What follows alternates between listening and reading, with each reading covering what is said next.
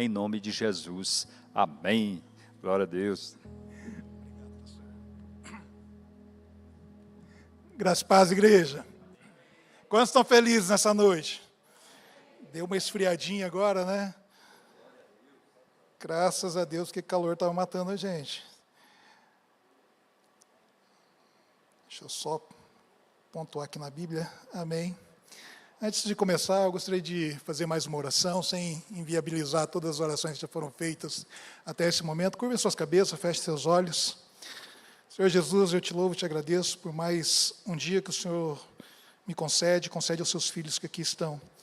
Peço, Deus, que o céu se abra sobre esse lugar e venha, Deus, abençoar cada homem, cada mulher, cada um que entrou aqui, Senhor, neste local, deixando talvez afazeres, compromissos pessoais, para estar na Tua presença, aprender um pouco mais de Ti e ouvir, Senhor, da Tua palavra. Quanto a mim, como eu sempre peço, sou falho, sou limitado, mas eu peço, Deus, usa-me como instrumento Teu, para ministrar essa palavra que o Senhor colocou no meu coração e que seja alimento espiritual para todos aqueles que estão aqui presencialmente, para aqueles que estão nesse momento nos acompanhando pela internet, Senhor, e que possa ser uma semente que venha germinar, venha, Senhor, frutificar, florescer, frutificar e dar fruto, Senhor, na vida dos Teus filhos, no nome santo de Jesus.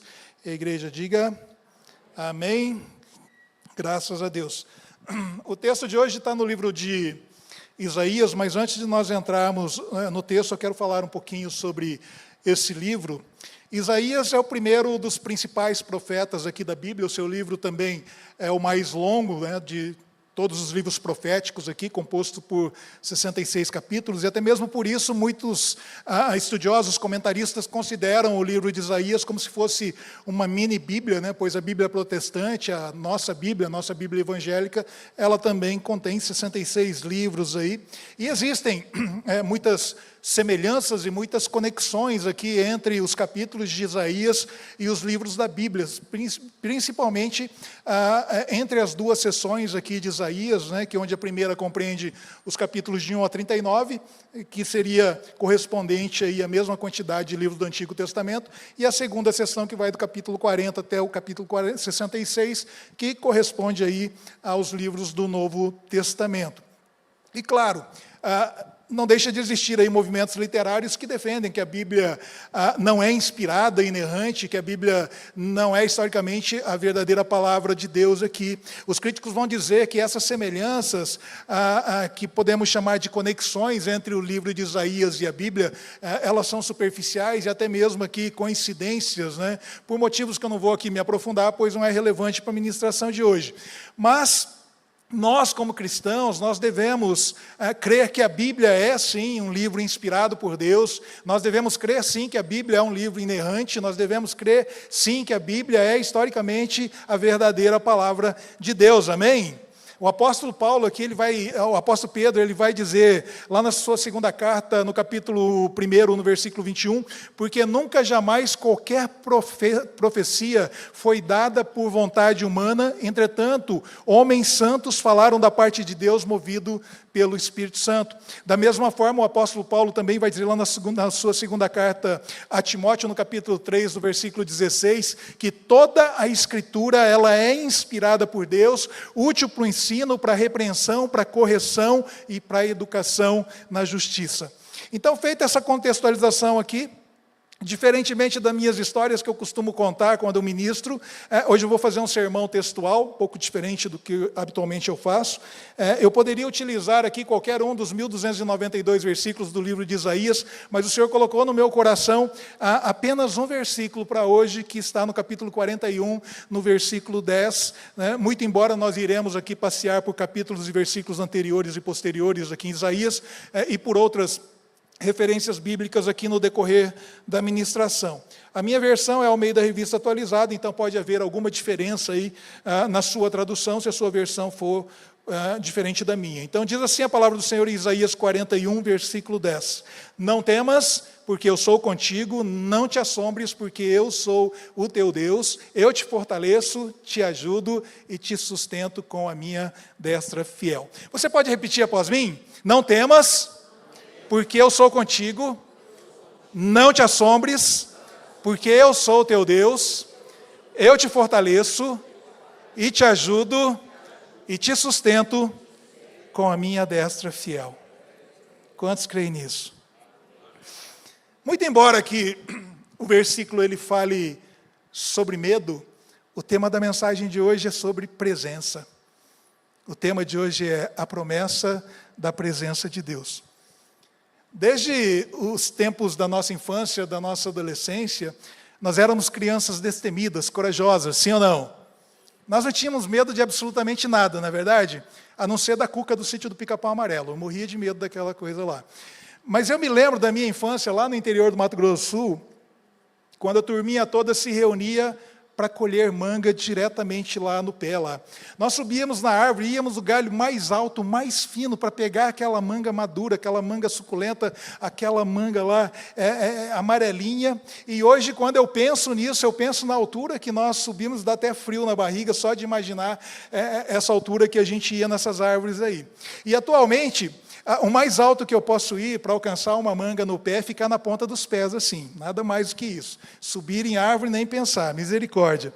Hoje eu me contento em apenas ir no supermercado ali, pegar uma manga madura que está ali ao alcance da mão, no balcão ali, né? Muito mais simples, muito mais fácil. Ah, pastor, mas tem que pagar. É o ônus, né, da comodidade e da segurança. Imagina o gordinho aqui despencando de uma árvore lá, né? Seria cômico se não fosse trágico. Mas falando aqui sério, na psicologia, o medo, ele é uma emoção natural que surge ali em resposta a uma ameaça. E, claro, e isso é essencial para a nossa sobrevivência, ali como uma forma de alerta para um perigo iminente, ali, ou, de repente, para os mais corajosos, ou para os menos medrosos, como eu, né? Seria se preparar o corpo para fugir ou para lutar, né? Que é o meu caso, pernas para que te quero. Mas o medo, ele faz parte da nossa vida, ele faz parte da nossa autopreservação, porque o medo, ele nos impede, ou pelo menos ele tenta aqui nos impedir de nós nos colocarmos aqui em situações perigosas que podem resultar em graves consequências e até mesmo colocar em risco a nossa própria vida. Mas quando nós olhamos aqui para Isaías 41:10, nós encontramos dois mandamentos aqui vindo do Senhor. O primeiro é não temas, e o segundo é não te assombres. Outra versão vai dizer aqui não desanimes. E aqui nesse versículo, somente aqui nesse versículo 10, nós podemos encontrar 5 promessas do Senhor para nós. E o próprio Deus, ele nos conforta aqui com essas promessas quando ele diz: eu sou contigo, eu sou o teu Deus, eu te fortaleço, eu te ajudo e eu te sustento com a minha destra fiel. E eu penso também que cada um de nós aqui nessa noite sabe quais são os nossos medos interiores. Sabe, as pessoas, elas têm medo de altura, as pessoas têm medo de ficarem doentes, as pessoas têm medo de sangue, de ver sangue. Eu, por exemplo, tenho medo de ver sangue. Quando eu era pequeno, eu caí de cabeça, abri um talho aqui na minha cabeça, muito grande aqui, e eu sempre sonhava em ser médico, né? Agora, como ser médico se você tem medo de sangue, né? Enfim, a pessoa ela tem medo de morrer, a pessoa ela tem medo de falar em público, ela tem medo de voar, tem medo de dirigir, pessoas têm medo aí de assombração, tem medo de lugares fechados, lugares escuros, tem medo da cuca, como eu, né? E tantos outros tipos aí de medo e de fobia. E alguns tipos de medo não estão ligados diretamente aqui a uma ameaça real, mas podem causar até mesmo pânico nas pessoas ali, como, por exemplo, medo de barata. As pessoas, elas saem correndo ali, sobem, gritam, fazem toda aquela cena por causa de um bichinho inofensivo. E o mais legal aqui de se ver é que quando você pensa que nada mais pode piorar, a barata voa. Aí a alma sai do corpo, não é verdade? Mas sabe, é fato que o medo é um sentimento que ele está presente nas nossas vidas. Mas Deus te chama hoje, nessa noite, para ser livre do medo. Então, a chave aqui para vencer o medo é descansar sobre esses pilares da promessa de Deus. O nosso texto de hoje, ele vai nos ensinar que a solução para o medo não está em não temer, mas está na presença. Tudo se resume e se resolve com a presença de Deus. E aqui está o nosso ponto principal. O Senhor nunca deixará aqueles que pertencem a Ele. O Senhor nunca deixará aqueles a quem Ele ama. Amém? Sabe, um dos nomes de Deus na Bíblia, que Ele também é conhecido, é Jeová Shammah, que significa o Senhor está ali. Essa expressão aqui, ela se encontra lá no versículo 35, o último versículo do capítulo 48 do livro ali de Ezequiel, para descrever a nova cidade de Jerusalém, simbolizar lá a presença constante, a presença íntima lá de Deus com o seu povo. Então, para ajudar a nos lembrarmos dessa verdade, repitam após mim assim: o Senhor está ali, o Senhor está aqui, o Senhor está em todo lugar. Vamos repetir mais uma vez com mais força: o Senhor está ali, o Senhor está aqui, o Senhor está em todo lugar. Se olharmos lá para o jardim do Éden, nós lemos que tudo lá era perfeito, porque Deus, Ele queria que Adão e Eva vivessem lá num lugar perfeito, num lugar de beleza, num lugar de conforto, lá num lugar de provisão, sim ou não? Como está lá em Gênesis, no capítulo 2, no versículo 9, lá, né, que diz lá: do solo fez o Senhor Deus brotar toda sorte de árvores agradáveis à vista e boa para o alimento.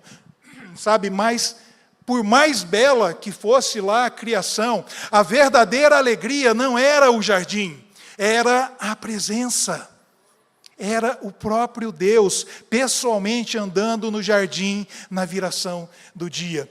E mesmo com o pecado lá da desobediência de Adão e Eva, mesmo com toda lá a raça humana lá mergulhada na escuridão, mergulhada na morte por causa do pecado, felizmente Deus continuou a se revelar e tornar conhecida a sua presença. Lá em Gênesis, no capítulo 5, versículo 22, vai dizer lá que Enoque andou com Deus por 300 anos.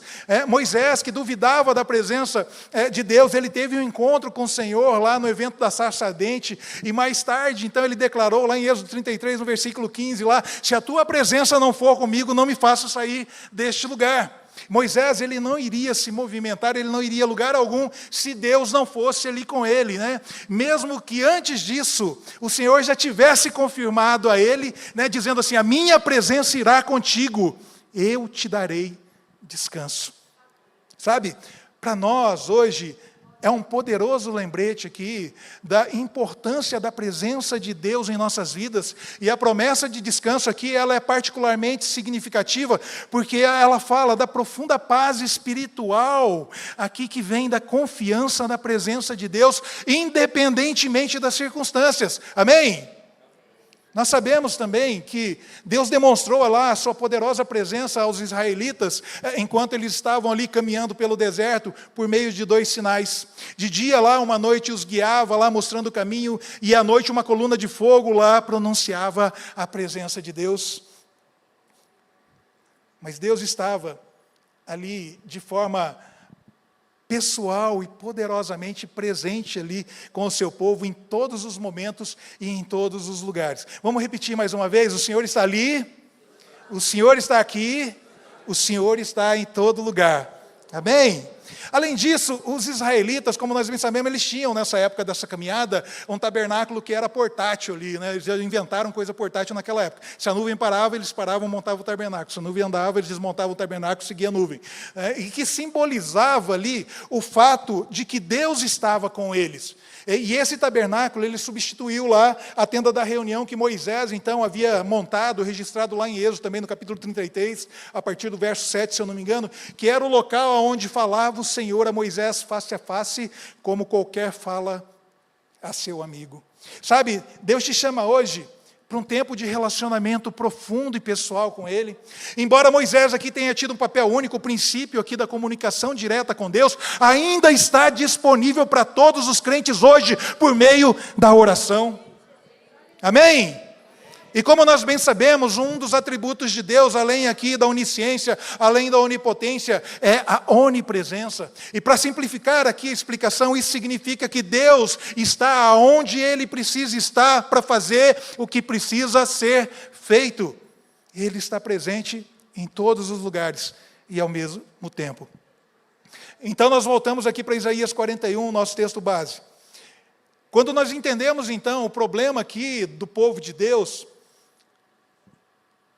que eles estavam enfrentando lá, a intensidade e a aplicação da promessa que nós encontramos aqui, ela aumenta, então, exponencialmente. Sabe por quê? Porque como resultado lá do pecado de Judá, como nós bem sabemos, eles serão levados cativos. E o que é incrível pensar aqui, incrível no sentido de maravilhoso, no sentido de inimaginável, é que Isaías está escrevendo sobre o que iria acontecer 180 anos lá na frente, depois, no futuro. E mesmo antes de o povo lá de Deus pecar, de ser julgado e enviado para a Babilônia por 70 anos, Deus está dizendo a eles que eles retornarão e os abençoará mais uma vez. E ao olharmos aqui para o livro de Isaías, como uma mini Bíblia, como eu falei, onde os primeiros 39 capítulos correspondem ao Antigo Testamento e os 27 capítulos finais, começando pelo capítulo 40, correspondem ao Novo Testamento, esses capítulos, eles foram escritos para pessoas aflitas que estavam ali cheias de medo. E se nós olharmos para o capítulo 40, os versículos iniciais aqui vão dizer aqui: consolai, consolai o meu povo, diz o vosso Deus. Falai ao coração de Jerusalém, bradai-lhe que já é fim do tempo da sua milícia, e que a sua iniquidade está perdoada, e que já recebeu em dobro das mãos do Senhor por todos os seus pecados. E se nós avançarmos até o último versículo aqui do capítulo 40, aqui, o versículo 31, nós encontramos aqui uma mensagem de esperança para todos nós. Mas os que esperam no Senhor, renovam as suas forças, sobem com asas como águia, correm e não se cansam, caminham e não se fatigam. Sabe, esse versículo não é sobre evitar dificuldades, mas sobre receber as forças de Deus para suportar as dificuldades. E é um chamado aqui para nós não temermos, mas nós confiarmos no tempo e na provisão de Deus, amém? Sabendo que é Ele quem nos sustenta, é Ele quem nos capacita, é nele que nós devemos confiar, amém? Sabe, Deus ainda fala aqui, com bastante ternura, a todos os que passam por dificuldades e todos os que passam por provações. Ele ainda oferece conforto aos abatidos, aos animados, promete aqui renovar as forças daqueles que estão cansados. Jesus nos dá uma promessa nesse sentido, baseado na presença, quando Ele diz: vinde a mim, todos os que estão cansados e sobrecarregados, e eu vos aliviarei. Tomai sobre vós o meu jugo, que é leve e suave, e aprendei de mim, porque sou manso e humilde de coração, e achareis o quê? Descanso para a vossa alma. Sabe, Deus promete a sua presença para nos libertar do medo, seja no nosso meio familiar, seja no nosso emprego, ou para suprir a falta desse emprego, no meio dos nossos problemas conjugais que todos nós temos, nos nossos problemas de saúde, nas nossas amizades, nas nossas finanças, nos problemas do nosso passado, no problema do nosso presente, bem como as nossas preocupações com o nosso futuro ou qualquer outra situação. E agora, olhando para o capítulo 41 aqui, o povo de Deus, sem dúvida, ele estava se perguntando por que eles estavam passando por tantos problemas. E Deus coloca isso em perspectiva, lembrando de quão grande Ele é. No versículo 1 aqui, nós vemos que Ele é o juiz de todas as nações. A minha versão aqui vai dizer aqui: cheguemo-nos e pleiteemos juntos. Já a nova versão transformadora, que é uma outra versão que eu costumo utilizar, diz assim: venham agora e falem, o tribunal está pronto para o seu caso. Nos versos 2 e 3, Deus estabelece que Ele é o governador aqui de todos. Diz assim: quem suscitou do Oriente aquele cujos passos segue a vitória? Quem faz que as nações se lhe submetam e que Ele calque aos pés os reis, e com a sua espada os transforme em pó, e com o seu arco em palha que o vento arrebata? Persegue-os e passa adiante em segurança por uma vereda que seus pés jamais trilharam. E aqui no verso 4 nós vemos que Deus é o Criador e sustentador de tudo. Diz assim: quem fez e executou tudo isso? Aquele que desde o princípio tem chamado as gerações à existência, eu, o Senhor, o primeiro, e com os últimos eu mesmo. Sabe, aqui Deus está lembrando o seu povo da sua grandeza, e que como juiz, governante, criador e senhor aqui, Ele próprio lidará então com as nações ímpias a que Ele se refere. E isso é um bom lembrete para nós hoje, enquanto nós assistimos aqui o mal se espalhar por todo o mundo, como nós temos visto nas notícias aí, né? E Deus, Ele é soberano sobre todas as coisas. O Senhor, então, Ele nos lembra aqui da sua grandeza. Presta atenção, mesmo com toda a agitação e alvoroço, Deus ainda está no seu trono, amém? E então o Senhor aqui, Ele reafirma o seu relacionamento com o seu povo, aqui no versículo 8. As coisas são diferentes para aqueles que têm um relacionamento íntimo aqui com o Senhor. O verso 8 fala de dois homens aqui que tinham um relacionamento íntimo com Deus. Diz aqui: mas tu, ó Israel, servo meu, tu Jacó, que é a mesma pessoa, a quem elegi, descendente de Abraão, meu amigo. E o versículo 9 diz: tu, a quem tomei das extremidades da terra e chamei dos meus cantos mais remotos, e a quem disse: Tu és o meu servo, eu te escolhi e não te lançarei fora. Nós encontramos aqui uma declaração pessoal e poderosa aqui de Deus para Israel, reafirmando então a identidade de Israel como povo escolhido dele lá. E nós, como povo escolhido, nós também somos chamados para um relacionamento com ele aqui. E assim como Deus então chamou a Israel, aqui nessa passagem, ele chama a cada crente, a cada um de nós aqui, pelo nome e nos dá um propósito. E aqui no versículo 19 nos garante que a nossa identidade, ela está segura em Deus, não importa o quão longe nós possamos pensar que estejamos dele. Queridos, nós somos servos, nós somos escolhidos, nós somos amigos de Deus e nós nunca seremos rejeitados pelo Senhor, nunca seremos lançados fora. Quantos creem nisso?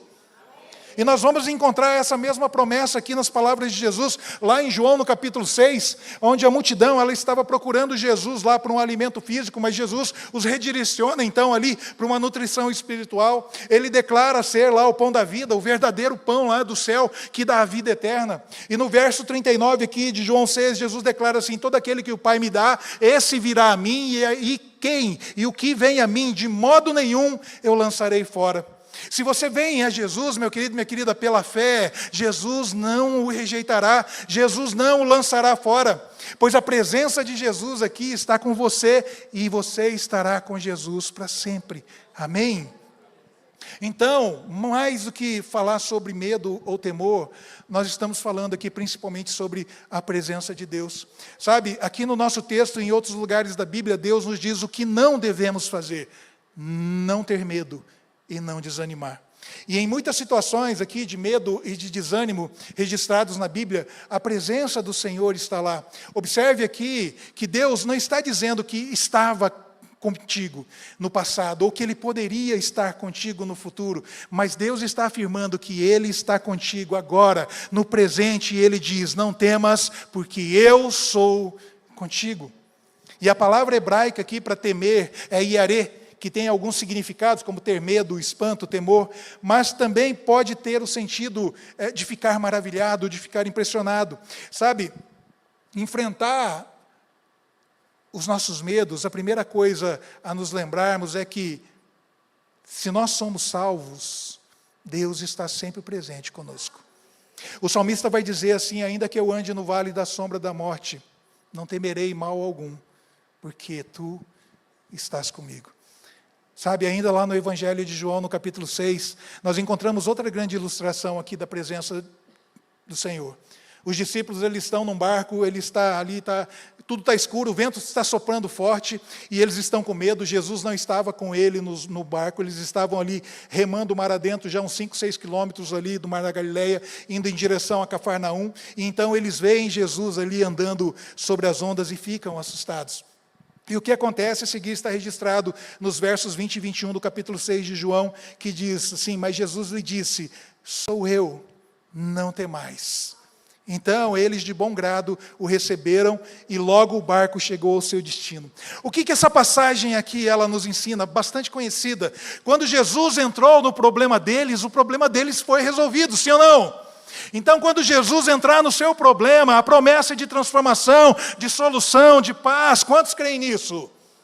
Sabe, lá em Mateus 28, depois lá de Jesus dar a grande comissão, que envolvia lá ir e fazer discípulos de todas as nações, Jesus promete a sua presença. O versículo 20 vai dizer: eis que estou convosco todos os dias até a consumação do século. Presta atenção, meu querido, Deus diz assim: não temas, por diversas vezes ao longo da Bíblia. Então eu te pergunto, qual é o seu temor hoje? Quais são os seus medos, as suas preocupações, as suas angústias, as suas ansiedades, as suas expectativas? Será que estamos errados em sentir medo diante dessas situações adversas aqui, ou de situações de perigo? Não, nós não estamos errados. Deus preparou os nossos cérebros para experimentar o medo. E o medo é uma emoção primária que nós sentimos. E há uma razão e um propósito aqui para o nosso medo, quando nós somos estimulados, então, por um determinado evento, por uma determinada situação na nossa vida. E sabe, quando Deus diz assim: não temas, Ele não está dizendo para nós desligarmos aqui uma parte do nosso cérebro, como se nós fôssemos um robô, como se nós fôssemos uma máquina. Não, não, não. Sabe, o medo medo, ele é essencial para a nossa caminhada aqui nesse mundo, para nós não ultrapassarmos certos limites que Deus estabeleceu para nós. Sabe, aquela questão primordial que Deus quer que nós respondemos é: para onde você vai quando você sente medo? Lembra quando você era criança que você sentia medo? Lembra, ou de repente, quando os seus filhos eram pequenos e eles sentiam medo de alguma coisa? Eles corriam para junto de você. Eles corriam, buscavam a presença do pai e da mãe. Então, simplificando aqui, Deus quer que nós venhamos a Ele quando nós sentirmos medo. Sabe, o medo pode nos paralisar, mas a presença, ela nos liberta, amém? Houve aqui um tempo que os filisteus prenderam Davi lá em Gate, então Davi escreveu o Salmo 53, e no verso 3 ele diz assim: quando eu tiver medo, porém confiarei em ti. E no verso 9 ele celebra ali a confiança na presença de Deus, dizendo assim: meus inimigos baterão em retirada quando eu clamar a ti. Uma coisa sei, Deus está do meu lado. Sabe, Davi estava escrevendo esses versos aqui em um lugar de dificuldade, não num lugar de louvor. Ele está angustiado, mas ele usa esse versículo para lembrar do poder e da presença de Deus que transforma lá o seu medo em segurança. O Senhor também está te dizendo agora: não te assombres, porque eu sou o teu Deus, aqui no versículo 10 de Isaías 41. Estar assombrado ou estar assustado aqui, ou desanimado em outras versões, é estar cheio de medo. E a palavra hebraica aqui é sha'á, e significa olhar, observar, contemplar. Significa literalmente olhar aqui ao redor ansiosamente num estado de alarme ou num estado alarmante. E você notará que a chave aqui para não ficar desanimado é ter a certeza de que o Senhor é o seu Deus. Quantos têm a certeza de que o Senhor é o seu Deus? Diga amém.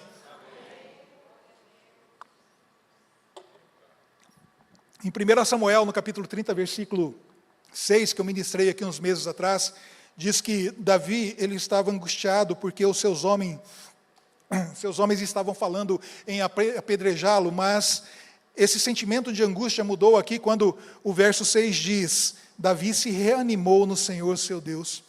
Como Davi, nós podemos enfrentar momentos em que tudo parece estar desmoronando ao nosso redor, até mesmo as pessoas mais próximas nós podem se voltar contra nós. Sabe, confiar em Deus significa que, não significa que não enfrentaremos dificuldades, mas significa que nós podemos confiar nele e em sua força para nos sustentar. Quantos estão me entendendo? E o Senhor está dizendo aqui em Isaías 41:10, eu te fortaleço. A palavra hebraica aqui é amatz, e significa ser forte, corajoso, ousado, obstinado, sólido, firme. E se olharmos lá para o Salmos 29, no versículo 11, nós encontraremos a seguinte palavra de fortalecimento: o Senhor dá força ao seu povo, o Senhor abençoa com paz o seu povo. Nós encontramos aqui a promessa de que o povo de Deus receberá força física e espiritual para enfrentar todos os desafios da vida, amém? Outra palavra do Senhor aqui no verso 10 é eu te ajudo. Aqui a palavra hebraica é auzar e significa socorrer, apoiar, auxiliar. Lá em Hebreus 13, lá depois de nós sermos lembrados lá de que o Senhor nunca nos deixará ou jamais nos abandonará, no versículo 6 vai dizer, assim afirmaremos confiantemente, o Senhor é o meu auxílio, não temerei, que poderá me fazer o homem? Sabe, Deus nunca nos abandona quando nós falhamos, ou quando nós pecamos, ou quando nós estamos estressados, ou quando a nossa fé ela está enfraquecida. Hebreus 13:6 aqui nos encoraja a confiar na ajuda de Deus, e isso significa que nós não devemos temer o que as pessoas podem fazer conosco, ou especialmente durante os tempos de provações. E por fim, aqui nós encontramos essa promessa do Senhor: eu te sustento com minha destra fiel. A palavra hebraica aqui, para sustentar, é tamak, e significa agarrar, segurar, manter, ser apreendido, e que normalmente na Bíblia ela está relacionada à intervenção e à proteção divina, como aqui em Isaías 41:10. E essa palavra, ela traz aqui um sentido semelhante à palavra alicerce, semelhante à palavra fundação, ou seja, uma base sólida com a qual aqui uma estrutura ou a nossa própria vida ela está construída. E o versículo diz ainda, destra fiel, ou mão direita em outras versões. Mão direita na Bíblia é a mão da promessa, simbolizando o melhor, simbolizando o mais forte, e isso não tem nenhuma relação ou demérito para quem é canhoto como eu, amém? E é por isso que quando nós oramos, nós levantamos a nossa mão direita, que representa o poder, que representa a autoridade, que representa a força de Deus. No contexto de Isaías 43, aqui mais abaixo um pouco, onde diz assim, porque eu, Senhor, teu Deus, te tomo pela tua mão direita. Refere-se aqui a dar ajuda ou força quando necessário. Lá em Salmos, no capítulo 18, no versículo 35, também fala algo em relação a isso, diz assim, também me deste o escudo da tua salvação, a tua direita me susteve e a tua clemência me engrandeceu. E esse versículo, ele nos encoraja, então, a confiar em Deus como nosso escudo, sabendo que Ele é capaz aqui de nos proteger do mal, em nos sustentar nos tempos difíceis, mas mesmo assim, ainda nós podemos cair, ainda assim nós podemos falhar, porque em muitas situações nós queremos usar a nossa própria força, a nossa força humana, em situações que somente a força divina é capaz de resolver. Sabe, eventualmente nós vamos falhar, eventualmente nós vamos cair. A Bíblia diz que o nosso inimigo, ele está ao nosso derredor buscando uma oportunidade ali para nos atacar. E você sente de repente que caiu, você sente de repente aqui que falhou, Você se pergunta por que você cai tantas vezes. Sabe, tem uma frase que diz, que muitas pessoas acham que é um versículo bíblico, mas não é, que diz assim, o cair do homem, mas o levantar é de Deus. Embora não seja um versículo bíblico, ele carrega a mesma ideia aqui de Isaías 41, 13, assim como lá de Salmos 37, 24, que vai dizer lá, se cair, não ficará prostrado, porque o Senhor segura pela mão. Sabe, agarre-se à verdade de que Deus o sustenta, até mesmo quando você vacila, até mesmo quando você falha, até mesmo quando você peca, até mesmo quando a sua fé ali enfraquece. Nós vemos aqui o cuidado de Deus por aqueles que estão lutando por uma situação, lutando contra uma adversidade, contra uma circunstância. Sabe, Deus não está indiferente à sua dor, de maneira alguma, sabe, ou a sua fraqueza, ou o seu cansaço, o seu desânimo, ou de repente as suas falhas, ou os seus pecados, ou a sua falta de fé. O Senhor nunca deixará aqueles que pertencem a Ele, porque o Senhor está ali, o Senhor está aqui, o Senhor está em todo o lugar. Amém? Davi no Salmo 139, nos versículos 7 e 8, considera a verdade de que Deus está presente em todos os lugares e não há canto nenhum ou de mesma dimensão no universo que Deus não esteja presente. Ele diz, para onde eu me ausentarei do teu espírito? Para onde eu fugirei da tua face? Se eu subo aos céus, tu lá estás. Se eu faço a minha cama no mais profundo do abismo, lá estás também. Sabe, o céu, ele não é alto demais para Deus. O inferno não é fundo demais para Deus. Se você subir no mais alto monte, Deus vai estar lá. Se você descer no mais profundo abismo, Deus estará lá também. Amém? A presença da glória de Deus está no céu. A presença do poder de Deus está aqui na terra. A presença da justiça de Deus está no inferno. Mas a presença da graça de Deus está conosco, porque nós somos o povo de Deus, nós somos raça eleita, sacerdócio real, nação santa, povo de propriedade exclusiva daquele que nos chamou das trevas para a sua maravilhosa luz. Sabe, enquanto a maioria de nós vive aqui no presente, alguns de nós têm medo do futuro, outros estão amarrados ali lá pelo passado, e nós devemos ser gratos a Deus por Ele ser aqui uma ajuda presente nos momentos de dificuldades na nossa vida. O nosso Deus, Ele é o Deus da graça preveniente, e preveniente significa literalmente que a graça vem antes, ou seja, em todas as situações da vida, Deus já está trabalhando antes mesmo de nós chegarmos lá. Sabe, enquanto eu estou lutando com problemas hoje, o Senhor lá já está trabalhando, fornecendo soluções para as coisas que eu irei enfrentar amanhã. Quantos estão me entendendo? Ou para dizer aqui de maneira mais simples, enquanto você está vivendo agora, nessa quarta-feira, sentado aqui nesse banco aqui na igreja, me ouvindo falar, o Senhor já está na quinta-feira, na sexta-feira, no sábado, no domingo, cuidando de tudo para você. Você crê nisso? Deus já está trabalhando, fornecendo soluções para problemas que você nem sabe que existem ainda. Você está preocupado com a próxima semana? Fique tranquilo, Ele já está lá. Você está preocupado com o mês que vem? Fique tranquilo, Ele já está lá. Você está preocupado com o ano que vem? Descanse, Ele já está lá. E o resto da sua vida, não temas, porque o Senhor já está lá. Sabe, Deus faz tudo isso não porque Ele seja um mordomo para nós, mas porque Ele se preocupa com você e Ele te ama. E por causa aqui da onipresença de Deus, você pode confiar nele hoje e colocar a sua esperança nele para amanhã. Mesmo aqui com as provações, surjam em seu caminho e sabe, certamente elas surgirão, mas a palavra de Deus nos garante que Deus é o nosso refúgio, Deus é a nossa fortaleza, o nosso socorro bem presente nas horas de tribulações. Quantos creem nisso?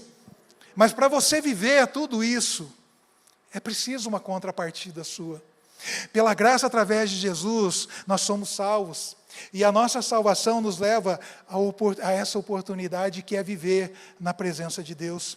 E essa não é uma experiência efêmera ou passageira, não é algo aqui definido como uma rotina ritualística aqui em nossos cultos. A presença de Deus na vida de um discípulo é muito mais, é muito maior do que isso aqui. Vai além de experimentar. Mais do que isso, o mais importante é viver na presença de Deus. E você só consegue fazer isso nascendo de novo. E se você ainda não nasceu de novo, se você ainda não recebeu Jesus como Senhor e Salvador da sua vida, essa é a decisão que você precisa fazer. Confessar ali os seus pecados, professar Jesus como seu Senhor e único suficiente Salvador. E então a promessa da sua presença será cumprida na sua vida. Viva para o Senhor agora mesmo, sabe? Se você aceitar Jesus como seu Senhor e Salvador, você será agora o lugar aonde Deus irá habitar para sempre, amém? E eu queria fazer um apelo aqui no meio da minha pregação mesmo, porque o assunto é esse. Tem alguém aqui nessa noite que ainda não aceitou Jesus como seu Senhor e Salvador e deseja fazê-lo nessa noite? Levanta sua mão que eu quero orar por você.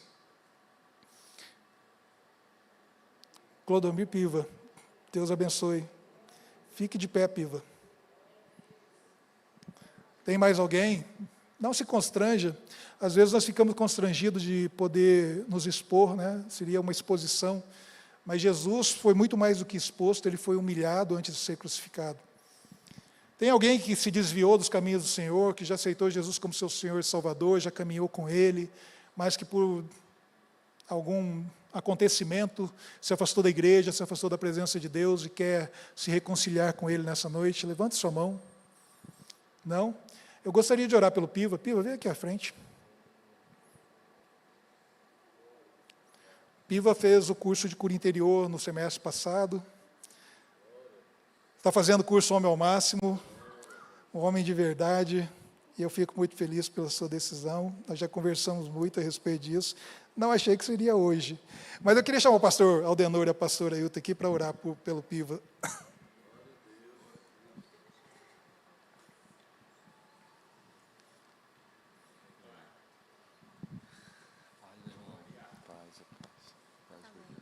Amém, glória a Deus. É sempre um prazer, né, amados, orarmos por quem vem aqui na frente. Eu digo que é uma atitude de fé, coragem, né, e também libertação, para a glória de Deus, né. Então eu vou aqui falar algo, você repete comigo, tá bom? Amém. Então eu vou falando e você vai repetir, tá? Fala, Senhor Jesus. Senhor Jesus. Ouvi a palavra. Ouvi a palavra. Creio na sua palavra. Creio na sua palavra. E peço em nome de Jesus. E peço em nome de Jesus. Que o Senhor venha escrever meu nome. Que o Senhor venha escrever meu nome. No livro da vida. No livro da vida. Porque eu creio. Porque eu creio. Que o Senhor. Que o Senhor. É Senhor da minha vida. É Senhor da minha vida. E creio. E creio. Que Deus Pai. Que Deus Pai. O ressuscitou dos mortos. O ressuscitou dos mortos. Em nome de Jesus. Em nome de Jesus. Amém. Senhor, toma nas tuas mãos o teu servo, Pai. Ele repetiu o que está em Romanos 10, 9 e 10, é a tua palavra, Deus. E, Senhor, eu creio, nós cremos, Senhor Jesus, que no mundo espiritual, Senhor Jesus, já foi declarado ele declarou o Senhor como Senhor e Salvador e crê no coração que o Senhor o ressuscitou dos mortos, Pai. Então a tua palavra diz que aí será salvo. Então, Pai amado, em nome de Jesus, Pai, toma o teu servo nas tuas mãos. Senhor, dê força, Senhor Jesus, para o teu servo caminhar nos seus caminhos, assim como o Senhor nos deu. Estamos aqui hoje, Pai, para a glória do teu nome, Senhor Jesus. Ó Pai, que tudo que ele fizer, Senhor Jesus, todas as atitudes que ele tiver, Senhor Jesus, que seja direcionado pelo teu Espírito Santo, em nome de Jesus, Pai amado.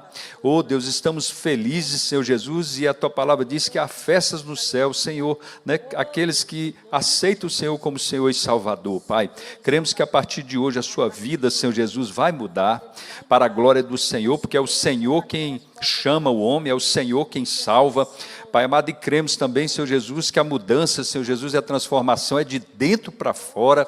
Oh Deus, transforma o teu servo de dentro para fora. Essa transformação já está acontecendo, Senhor, porque agora ele está conhecendo mais a tua palavra, fazendo esses cursos, Senhor, e hoje, Pai amado, o Senhor selou este homem, Pai, para a honra e glória do teu santo e glorioso nome. Nós queremos te agradecer, te glorificar, Senhor Jesus, e pedimos a sua proteção sobre a vida dele, Senhor, em nome de Jesus. E as palmas são para Jesus. Amém, queridos? Glória a Deus.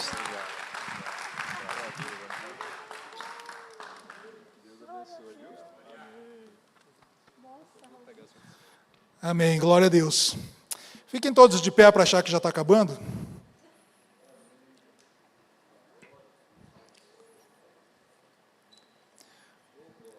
Nós olhamos novamente aqui para Isaías 41:10, quando o Senhor nos diz: não temas, não te assombres. Guarde esses mandamentos no seu coração, porque existem promessas. A promessa de que Deus está com você e Ele está sempre presente. A promessa de que Ele é o seu Deus, por isso Ele é um Deus pessoal, um Deus de relacionamento. Sabe, a promessa de que Ele fortalece quando você está abatido, porque Ele é poderoso e Ele te dá força. A promessa de que Ele te ajuda, porque Ele é o Deus que te socorre, amém? E a promessa de que Ele te sustenta em todas as situações, porque Ele é um Deus provedor. Sabe, não existe lugar aonde você possa ir e que Deus não esteja presente. Você não vai a lugar algum sem a presença de Deus, porque o Senhor está ali, o Senhor está aqui, o Senhor está em todos os lugares. Vamos repetir mais uma vez e pela última vez hoje, porque o Senhor está ali, o Senhor está aqui, o Senhor está em todo lugar, amém? Quantos creem nisso? E acabou. Que Deus abençoe a vocês com toda a sorte de bênçãos materiais, espirituais. Tenham todos aí um feliz resto de semana e até a próxima oportunidade em nome de Jesus. Mas eu queria aproveitar que eu já estou aqui em cima mesmo, para fazer aqui pela última vez o convite para o nosso congresso de família, que vai acontecer agora, depois de amanhã, começa na sexta-feira, dia 24, dia 25 e dia 26. Na sexta-feira começa às 20 horas, um pouco mais tarde, no sábado às 19 horas e no domingo às 9 da manhã e às 6 horas da tarde. Nós teremos aqui também um almoço, vai ser uma feijoada que será servida aqui na igreja, então convidamos a todos vocês que participem aqui conosco. Na sexta-feira vai ser o pastor Ricardo Vasconcelos, que vai estar ministrando aqui. No sábado vai ser o pastor Dário Versosa e no domingo de manhã e de noite, o pastor Edilson Enedino estará conosco aqui no nome santo de Jesus. Se você puder colocar o videozinho do convite dos pastores, eu agradeço, Vicente. Amém? Aplauda o Senhor mais uma vez. Glória a Deus.